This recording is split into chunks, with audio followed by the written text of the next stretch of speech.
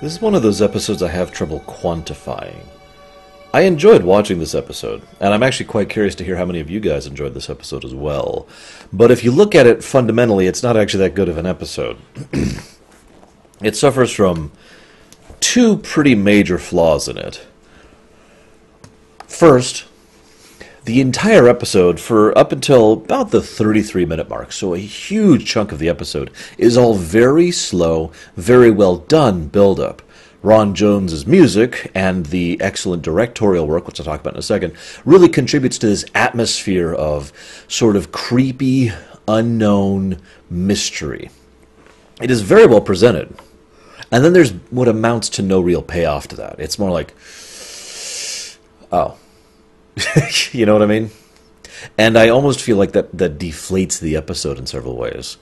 The other major problem with the episode is that this episode does a massive disservice to the two predominant characters who are throughout it. So this is an episode primarily about Riker, Worf, Picard, Data, and Pulaski. Everyone else has a couple of lines, but those are the major players. Riker and Worf are terrible in this episode. I think that's the nicest and simplest way I can say that. Now I know I am the most negative and cynical person on the internet, but it strikes me as very strange, even as of Season 2, where we've had a decent amount of characterization for both by this point, that Worf is a microbrain and Riker is an idiot. I'm not actually joking about either of these, by the way. This is not me attempting to insult. Worf comes across as someone in this entire episode in multiple ways. In the scene on the holodeck, in the scene when the Hull first shows up, in the scene where he is in the meeting, in the scene where he goes over to the Yamato, the fake Yamato. Every scene that Worf has a major role in, he comes across as someone who is just barely holding back the reins of his own savage bloodlust. And Picard even has a line, which Worf isn't in the scene yet, but Picard has a line, some aspects of Klingons, let's just not go into that. Why?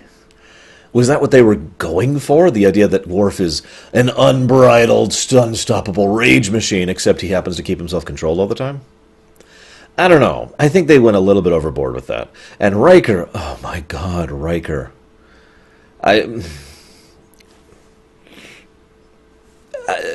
There's a lot of lines where Riker comes across as if he's half asleep. And he repeats a lot of unnecessary information out loud, in some cases to himself. There's a lot of examples of this in the whole episode. My two favorites are, one, when he first goes over to the fake Yamato, looks around for a really long moment, and then says out loud to himself, "This isn't the bridge." Yeah, we know that, Riker. We aren't stupid. Thank you for informing us of that. Like, I know. In universe, why does Riker say this? Think about Riker, the person, beaming over and ending up where he doesn't expect. Do you think the Riker we have come to know over the years would just look around and be like, well, this isn't where I'm supposed to be? Sorry, I shouldn't do an accent, but you get the point. The other example that I love is when he gets back onto the Enterprise, he's like, let's just put all this technology at work and try to get the hell out of here. That line, to this day, doesn't make a lot of sense to me, unless the deliberate intent was to make Riker seem like an idiot. Now, if I was willing to give this episode credence, which I'm not, by the way, I would say that the point of this was to showcase how certain people interact with the uninteractable. In other words, how do these people deal with the unknown, with the mystery? Worf goes, blah, blah, blah, blah, freaks out, right? Riker just shuts down mentally. Picard basically ramps up. No, we're going to deal with this, and we're going to deal with this here, and I'll call your bluff, that kind of a thing. And what's funny is I know this script was a completely original script for TNG. I know this. I've been reading up on this frickin' writer's strike and all the crap that happened revolving around it. But this episode feels like it would fit a little bit better in TOS. Obviously, Riker wouldn't be Spock, and Worf wouldn't be, I guess, Sulu in that case. But you could see how Picard's presentation is much more Kirky, as weird as that may sound. And I don't know. It's a more of a high concept episode. But let's talk about the positive stuff. That's actually all I really have as far as nitpicking goes, because like I said, this is a weirdly enjoyable episode. I can't read my own handwriting. Winrich? Winrich? Hang on. One moment. Look, I can't read my own handwriting, so I'm going to look something up here. His name is... It is Winrich. I'm correct. Gosh darn it. Don't question yourself, Laura.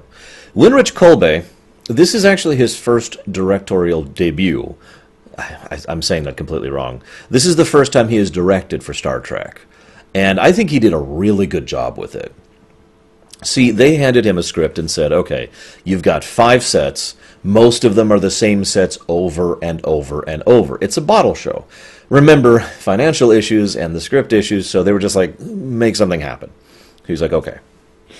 And he, like a good director, he saw the challenges that he was facing and was like, okay, I'm going to go ahead and try to do something with camera angles and with positioning and with choreography so that the episode doesn't get boring. For those of you watching along with me, I urge you to pay attention to the usage of the camera throughout the course of this episode. It moves around a lot more than normal, and I think it legitimately helps to keep the visual pace of things going. Between Ron Jones's music and Mr. Colby's directing, I think that really, really helps to elevate what would otherwise would probably be a fairly lackluster episode.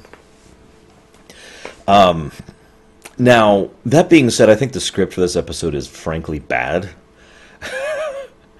Let's start...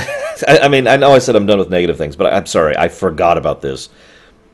So the episode starts, and Picard is clearly noticeably bothered. Like, oh... And he sits down, and Troy's like, what's bothering you? He's like, oh, it's Worf and Riker. And then they're down on the planet, and say, oh, we've got to fight alien monster death things. Now, assuming one is going into this episode with the mindset of having never seen it before, what would you assume? Now, I don't know what you would assume. You are, of course, as ever, feel free to put your thoughts in the comments. I love reading your guys' comments. Today's actually a Monday from my perspective, so I have actually read a whole bunch of your guys' comments just this morning for the episode that just went live. But I first thought, oh my god, they're on some incredibly dangerous away mission. Oh, they're on the holodeck. So why is Picard all upset? Keep in mind, we do know for total certainty that they do have safeties on the holodeck as of this point in time. They mentioned that in The Big Goodbye. So it's possible the safeties were turned off for Worf's Kalanetics, but that still doesn't really explain why this is this big, incredibly tense moment that you're super worried about. Further adding to that fact, then we go down to the actual scene.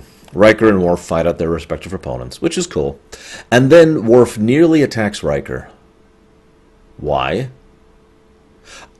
Before you jump to your comment section, let me add something.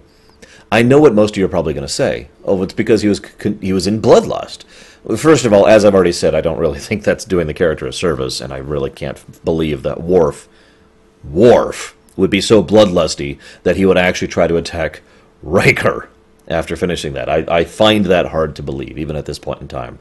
Remember, we have had some characterization for Worf as of this point in time, and it's been pretty good stuff. So this feels like turning the character and trying to gear him in a completely different direction, which will never be followed up on ever again. Like, he is much more controlled than that. Worf is the kind of person who would think about doing things like that, but one of the defining traits about Worf is that self-control, that discipline, that adherence to duty, that makes it so that he can't just go rah, like he might think about or want to do. So the idea of Worf being like, rah, actually doing it, that's just, I'm sorry, what? Now, I have actually, because it's me, I've decided to go ahead and come up with my own headcanon idea for what was going on with Worf. I don't think he was going to attack Riker out of bloodlust. I think he was continuing his training exercise. Now, we don't know the circumstances here. It's implied that Riker either asked to be joined or Worf invited him. That this is something that is personal to Worf, that is being extended to someone who either respects or sees as a friend, right? Riker does have that line, you know, you do this every day, and Worf says, no, I do much worse than this, much more personal than this, but, you know, something like this. And Riker's like, okay, then. Now, I mentioned that because I feel like Worf was like, all right, now that that's done, let's us duel, yeah! And I could kind of see that, Worf doing that. And thus, when Riker's like, Lieutenant, oh, okay, well, I guess we're not exercising. Because it's worth noting that Worf and I mean no offense whatsoever to Michael Dorn, as much as he goes, "Ah, yeah, yeah," he doesn't strike me as bestial. He recovers instantly. He's just like, yeah, okay. Fighting is over. Toss the weapon away, right? That's my take on it. I'd love to hear your guys's. So, really quick aside, this is another thing TNG has already been doing across Season 1. They are scanning the Morgana Quadrant. Why is that relevant? Well, at the end of The Child, they said they were going to be going to the Morgana Quadrant. I really appreciate little stuff like that, and that's one of the reasons I mention it. I don't have much to say about it. I just want you to be aware of what I have noticed as well, and therefore can appreciate in hopes that you'll appreciate it as well. I like those little touches. So, one of the cool things is there are deliberate contradictions built into this episode. This is part of where the approach to the episode does work in spite of itself. They see a big bluish, purplish, blackish thing, and they say, well, I'm not sensing anything from that. Now, under other circumstances, I might be inclined to point out that, well, if you're seeing it, then by definition, sensors should be picking up something. Light is a thing that can be scanned. But in this case, it adds to the mystery. The presentation of, well, there is something that we, with our physical bodies, can see, but our technology cannot. It is the contrast between what we know and what we don't know that then produces the element of mystery, the element of not belonging, and that's a predominant theme throughout the course of the work, which I do like quite a bit. Now, I do want to ask you guys a question. Do you think that this was a coincidental happening? Let me explain what I mean by that a little bit better. I've heard some people postulate, for many years actually, that Nagilum had basically deliberately left this thing there, the portal, into his dimension or subdimension or whatever, specifically to catch the Enterprise and to study them as kind of a first contact protocol. I kind of like the theory better that he stumbled into them the same way they stumbled into him. They're just exploring this new quadrant of space, and the Nagilum, or his people or his crew or whatever, is exploring this quadrant of space. They kind of happen into each other, and they both do the same things to each other. Like, in different ways with different mentalities, but it shows a mirroring of the motives behind both sides. That one thing, that one trait that they both share in abundance, curiosity. Now, that probably wasn't intended by the writers, but I do like that idea, and it's kind of become my new headcanon for this situation. I also like how Worf brings up his legend of the pitcher plant, the psychic pitcher plant. Those of you who've seen Voyager know what I'm talking about. I find that funny because it implies that the Klingon legend is absolutely true, which, if you pay attention, almost every Klingon legend turns out to be absolutely true, so this is kind of a recurring trend. Anyways. So then Pulaski comes aboard. Now, we all know how divisive Pulaski is, and I know everyone in the world hated me for last week's, or will hate me. That video hasn't gone live yet, so I don't actually know, but I imagine I will get lots of hate comments on The Child, which is fine. I understand that. But then Pulaski comes on board, and she is frankly rude and visibly discomforted in the presence of Data. Now, she only has her one real interaction with him. You know, magnify, magnify, magnify. It does know how to operate this, yes. And then she turns around, she's like, I'm sorry, Mr. Data, I'm not. And then she screws up the apology. And that's all the interactions between her and Data, really. Now, I bring this up because on first viewing, my reaction was probably the same as everyone else's. Oh, rude. But then I thought about that for a moment. I rewatched the scene, and I was like, okay, I kind of like that. Now, again, I have no doubt this was not the intention of the writers. But I feel like the actress, remember, she is a good actress. I can't remember her name, forgive me. The actress who plays Pulaski. And the director, who is a great director, Colby does a lot of great works over the next several years, managed to pull some nuance into that scene that wasn't intended. Because what she is uncomfortable about the fact that she is discomforted. She is obviously uncomfortable in the presence of Data. She's not used to artificial life. That makes sense. Artificial life is kind of new, even in Star Trek's time. And the idea of artificial life being truly sentient and sapient, like Data is at least postulated to be, is something that some people are just going to have a hard time getting a hold of. Now, this is Star Trek, so it's not hate throwing sticks and stones, but there's still that unease, right?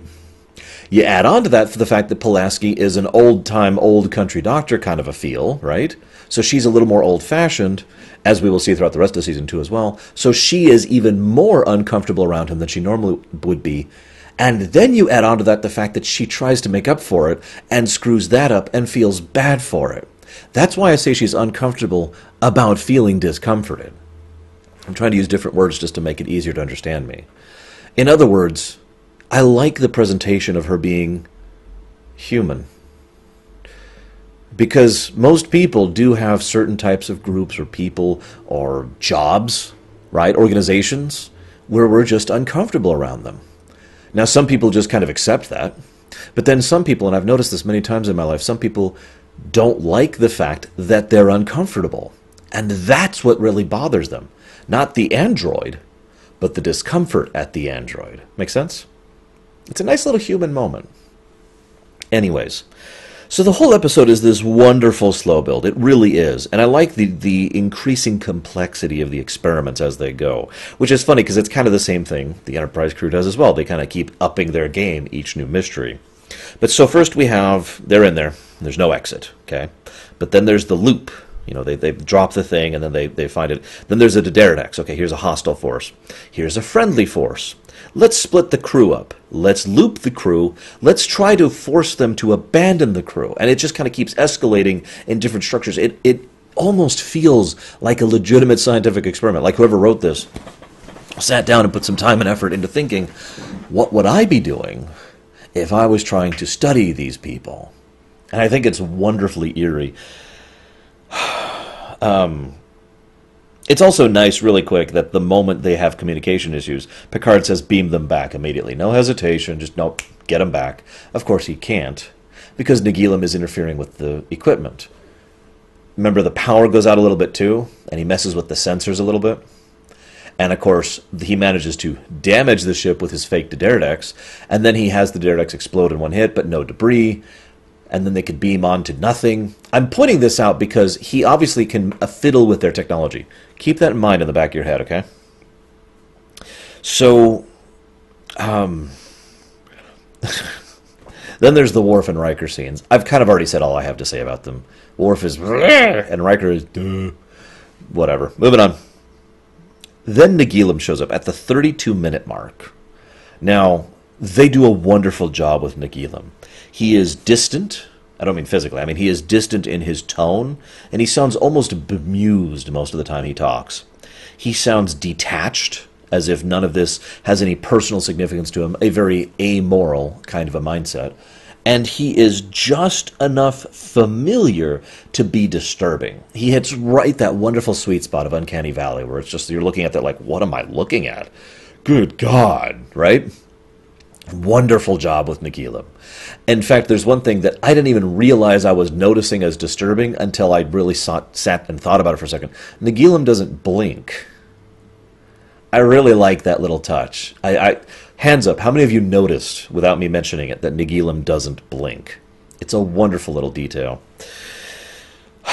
So, what I really find interesting, other than the dog barking, is that Nagilum comes across as detached, but relatively pleasant, or I guess just more scientific, not overtly threatening, not antagonistic, not, yes, your souls will be dissected at the... No.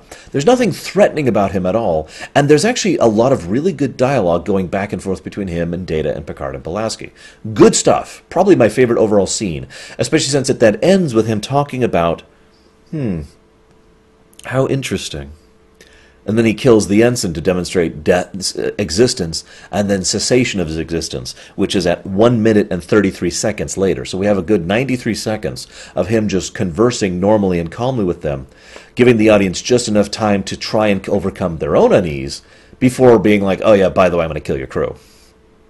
But no evil intended still. Just fascinating. The line that has stuck with me all these years since I first saw this as a kid was, I will have to study every kind of dying. That has horrified me ever since I first saw this episode, and continues to this day. There's a lot of ways to die. In fact, there might be about 500 ways to die, which is appropriate because half the crew. Most deaths aren't really quick. Yeah, I don't know what else to add to how incredibly creepy that is. Also, one really quick aside, and I only mentioned this because I noticed it and I just wanted to comment on it. The ensign, I can't remember his name, Pascal, I want to say was the name of the character. The actor does a really good job of, like as if everything is seizing up and then he just curls up into a ball and he can't move. And the camera pans on him several times as he's staying there. He stays very, very still.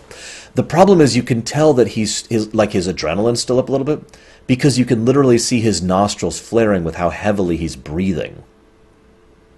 It's just a nice little detail. In character, we could assume that maybe he didn't really die, or maybe that was just some kind of automotive reaction. I don't know. So, then they have the meeting where they decide to go ahead and blow up the ship. Isn't that always the way? I like how Pulaski, despite not really liking the idea, doesn't really oppose it. Now, I point that out because she's the one who mentioned, isn't that a little bit like killing the patient to stop the disease? But she doesn't really bring any significant opposition to the idea. Now, that makes sense to me because she has a brain. This isn't a choice between living or dying. This is a choice between horribly being tortured by a creature who has total power over you, or choosing to end your own life. I'm kind of with Riker on that one. I'd rather go on down with the ship. Thank you very much. So they go down.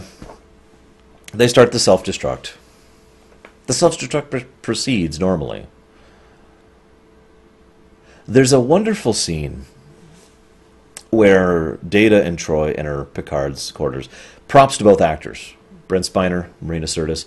Both of them seem completely normal with like 1 degree off of separation. Like they're just a little bit off of normal in their presentation. Now, I could forgive Picard not noticing that, but I wanted to give credit to the actors and to the director for leading them in that direction, because they're both fakes, they're just Nagilum. But what I like about that scene is Data says, "What is death?" And Picard's like, "Oh, God, you got to ask me that." And by the way, fun little aside, Data asks, across the course of this show, what is death and what is life? And both times, the people he asks can't give him a direct, linear, this is the absolute definition answer. And I like that. Picard gives his own answer, and I love the way he presents it. First, he presents the idea of, whatever you want to call it, the afterlife. Then he presents the idea of total oblivion, like you're gone after you die. But he does so, and this is really important, and this is what I love about Star Trek when it does it well, he does so without mocking either idea. He doesn't say, like Star Trek too often does, he doesn't say, this is correct. He just presents the ideas without mocking or belittling or enlightening either, and just lets you decide your own. And then when asked his own thoughts, he just says, I believe we are part of something more. He says it in a far more wonderfully flowerful and very Patrick Stewart kind of a way, but ultimately that is what he says. I believe we are part of something more, as I like to think of it, part of the equation. And it's a great little scene, and a very human little scene. Then he discovers that they're Nagilum. Then Riker is like, yes, please shut down the... They leave. Nagilum says, hey, you suck, you suck, you suck, and you suck. I don't think we'll ever interact with each other again. And Picard says, no, we're both curious. And Nagilum says, actually, you can hear the chuckle, like, yeah, okay, you got me with that one. And that leads me with my final thought. And I have thought this since I was a kid. Although, well... Why can't he stop the self-destruct? Remember, I pointed out earlier that he has no problem affecting them and their technology. He could fiddle with their sensors. He could adjust where the ship was. He could have the ship take damage. He could fiddle with the lights and the power. He could adjust where the transporter was going to. Now, some of these could be debated, but I have absolutely no doubt that Nagilum, with the kind of power or technology or whatever at his disposal, he would have no problems stopping the self-destruct. Why doesn't he? I think this was... Now, as a kid, that used to bug me. I used to think it was a plot hole. As an adult, looking back, I think this was the test. I think he never had any intention of killing off 500 crew members or 300 crew members or whatever.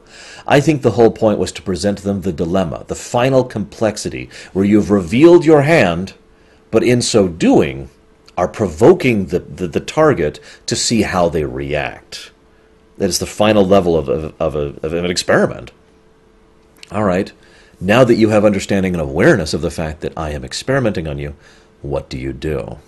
And so they threaten to destroy themselves. So he sends a few half-hearted attempts to be like, okay, I will try to convince you not to. Nope, that didn't work. I will let you go. Okay, you're still not going. And then they finally go with it. And Picard says, you did learn it. And Nagilum flat out says, I learned all I needed to. I think this was always the test. My opinion. Not that excuses the death of the ensign, but if I'm being completely honest, I like the headcanon idea that the ensign actually basically got back up after this, off camera. It's like, all right, I've learned everything. There you go. Explain why I was breathing, at least. That's all I've got for today. I hope you've enjoyed, and I'll be seeing you guys next week with more Star Trek.